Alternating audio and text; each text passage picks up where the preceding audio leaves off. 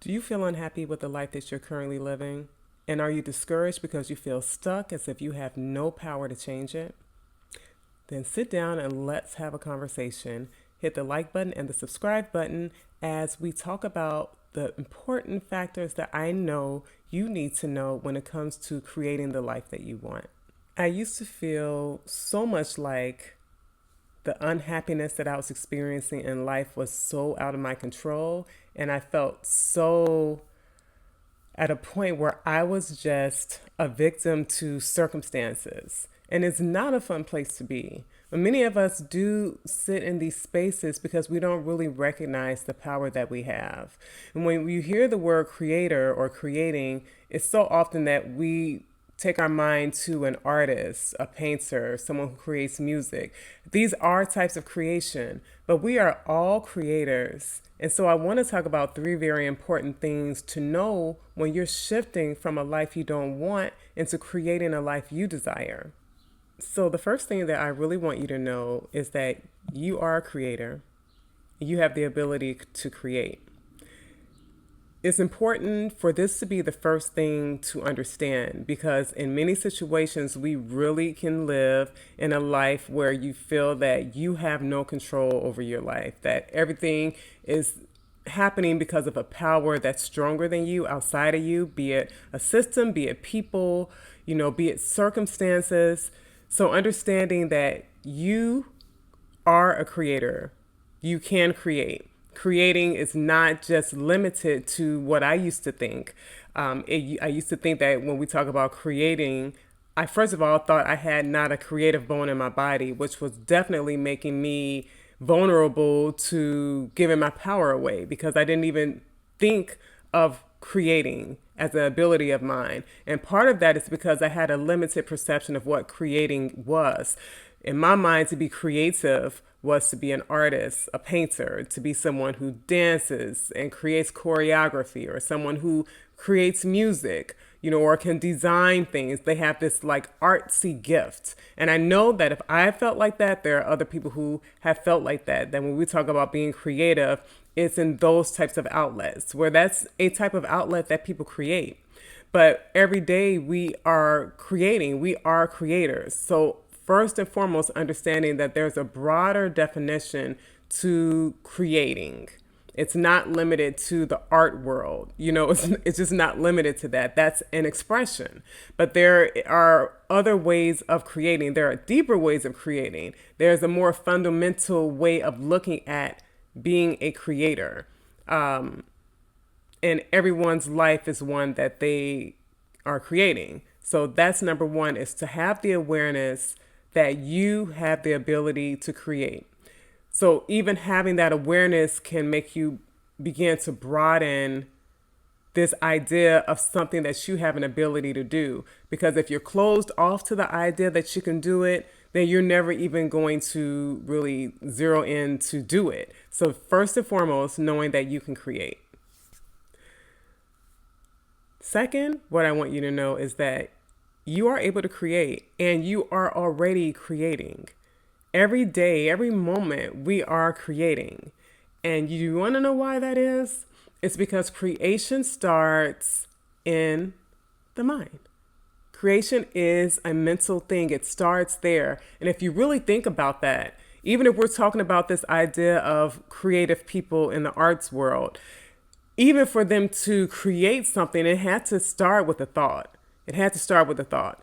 But when we're talking about our life, we are creating every day in our life based on what we're thinking about. And not only what we're thinking about, we tend to think about the things that we have a very strong emotional tie to. So it's those thoughts, the things that we're thinking on, the things that we're focusing on, and that emotional connection. If you're someone who's dealt with hardship and challenges in your childhood, it can be hard to let those go because it's a strong emotional connection if you've really been hurt or harmed in some type of way or violated in some type of way, or something really impacted you in a catastrophic way. There is a strong emotional connection to that, and it can stay with you. And then your thoughts along with it, the two can cause you to continue to create from that experience. So it's a big part of recognizing that and also thinking about an emotion that can give you a strong emotional tie. I personally believe beyond any pain or fear, the strongest emotion we could have is love. And this is why it's so important for us to get connected with what makes us feel love, because then when we're thinking of things, we're going to bring that emotion to what we are wanting to create. Understanding that we're creating already based on what we're thinking about and the emotions we are connected with, you know? So when you think about if you're having a life where you really are having what you would say is bad luck, or you can't get a break, or, you know, bad things happen to me often. Well, first of all, if there is a belief that that is the fact, and if that's what we keep our focus on, even if this has been the experiences, this isn't about proving what has been the experience, because along with that, you can still take into consideration that the thoughts have been aligned with it. So if you've had a life where you feel like you can't get a break, if your belief is that you can't get a break and you're focusing on the things that have displayed to you that you can't get a break and the emotions that come with that, feeling bad, feeling sad, feeling angry, you know, we are still going to create you're still going to create from that. And you'll continue to see dynamics that come up that speaks to this idea of you not being able to get a break. If it's people who come along who, you know, prove to break your trust, if it's, you know, situations that fall through, not in your favor, if it's, you know, not being able to or feeling like you can get to what it is that you really desire, we really want to look at what are the beliefs that I'm having, what am I thinking about, and then what emotional connection am I having to it? Because we're creating from that. Even in this current moment, we're creating. And last, what I want you to keep in mind is if it is true that what you focus on, you see more of, what you emotionally connect to, these are the things that bring about experiences that align with that, then we have the ability to put our focus on something that we do desire. So I would really want you to really consider that. If you're having experiences that you don't want, more important than focusing on what you don't want, have an idea in your mind, you're creating in this moment, creating a vision of what you do want.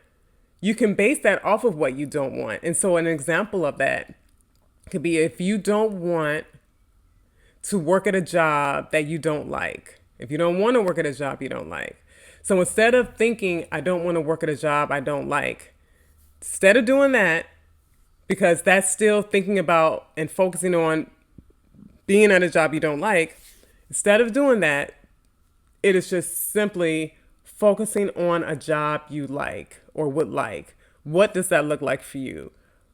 Who shows up in your life when you're in a job that you like? What is the work that you're doing in a job that you like? What are the encounters you have in a job that you like? How do you perform in a job that you like? What does it make you feel like to have a job that you really desire? So in that, there's no attention and energy being given to what you don't want. The only energy you're giving is to what you desire, what you want. And then when you do that, really being at a point of connecting how that feels. How would it feel to be in this position that you desire? Doesn't have to be work, that's just an example, but if it's in relationship, how would that look and how would that feel? So just notice in that there's nothing about what you wouldn't like or what you don't want to feel. You can use that as a basis to understand, now knowing what I don't like, what is it that I do like? You know, it's more than likely the very opposite of that. So that's what I see are those first three important really knowings to have when it comes to creating a life that you want. I lived a life for so long that I did not like, and I really felt that I was stuck in that. And because I felt like I was stuck in it, I obeyed it. I just went along with it. I expected negativity in my life because that's what I believed. And I didn't have an awareness that made me see anything beyond that or broader. And so broadening, using what I'm saying right now to broaden, first of all, your thought, belief, perception, being open to something different is going to be the first step to creating something new. So tell me in the comments, what is something that you would want to create for your life? Remember, we're only focusing on what we desire. No need to talk about what you don't want. No need to bring that energy into the space. Talk about and share what is something that you really do desire for your life. My name's Crystal Turner. I am a psychiatric nurse practitioner who's going holistic because I know to be whole is to be healed. And in this space, we are focusing on creating the lives that we want. And we focus on doing that from holistic perspective, utilizing metaphysical principles, African-centered principles, and a holistic way of being to create healing and create newness and create the life that we want. I'll see you in the next video. Bye.